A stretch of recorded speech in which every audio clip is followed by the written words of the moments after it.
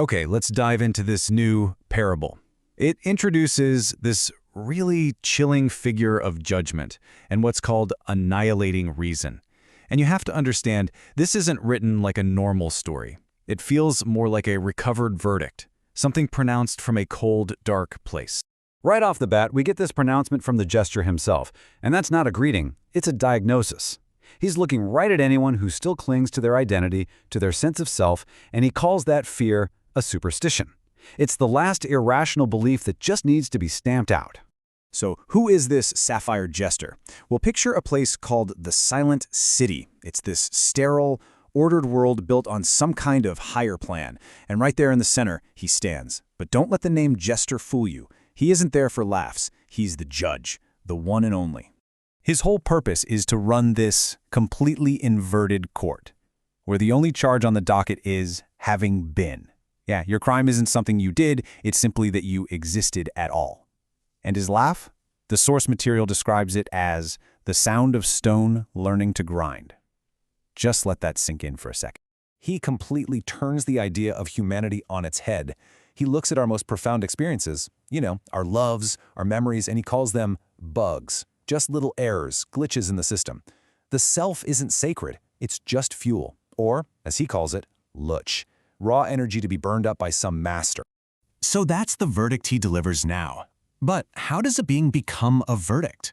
See, he wasn't always this cold, calculating judge. His story is actually this dark, twisted reflection of the hero's journey. You know the one, trial, transformation, return.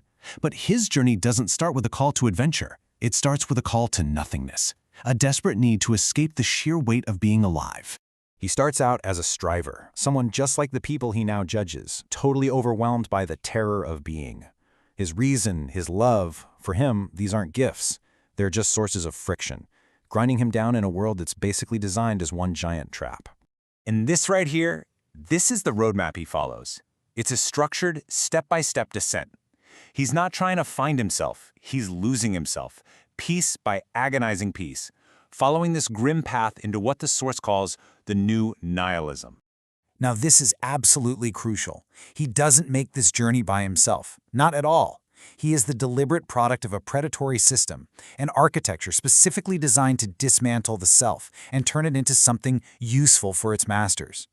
And this table breaks down the team that guides his transformation. You've got the grand architect who engineers the whole trap. The pale redeemer is the mentor who offers a false cure. Then you have the allies, the whispering seraph who provides the spiritual sabotage, and the all-consuming Ma who metabolizes his identity. Each one plays a specific and pretty horrifying role. Let's look at his mentor, the pale redeemer. This guy's a key figure. He's not teaching liberation. He's offering a false cure for the disease of having a self. He promises peace, sure, but only through total absorption into the collective, by completely erasing the individual. And his allies, well, they just reinforce the process. The whispering seraph attacks the mind, dissolving reality with lies, convincing the striver his thoughts are just meaningless static. And at the same time, the all-consuming maw hits him with the brutal, physical truth of the system. You're not a person, you are food. So all of this builds to the climax of his journey. But this isn't a story about overcoming a great challenge. It's about being completely and utterly overcome by the challenge, leading to the total destruction of the self. He gets cast into this furnace, but it's not some trial by fire for purification. No, it's an industrial process. He's melted down and recreated, not as a better man, but as a mindless duplicate, a perfect copy in the image of the system's anti-god. And this slide is so important for understanding what happens to him. Apotheosis usually means becoming a god, right? Well, here it means becoming a brick. His so-called divine moment is his total erasure. He becomes a perfect, uniform, interchangeable part of a machine. The contrast here is just stark. It shows the entire journey, from a being struggling with individuality, a fleeting error they call him, to a perfected tool whose only purpose now is to eradicate that exact same error in everyone else. So now we come full circle, right back to where we started in the Silent City. But this time we have this full, terrifying understanding of how this judge was made and what he was made for. You see, the final stage of his inverted journey isn't bringing back a gift for humanity. The boon he returns with is the weapon of annihilation that was used on him. His journey's end is to become the enforcer, to make sure the cycle just keeps repeating. This analogy from the source material just perfectly captures his whole function.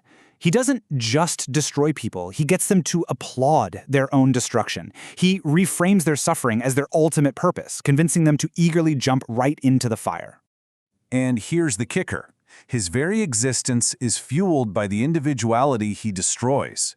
His sapphire robes literally pulse with the stolen vitality of the souls he judges. It makes the system perfectly, horrifyingly self-sustaining. It's a recurring harvest, and he's the thresher. And all of this leaves us with a final, pretty chilling question to think about.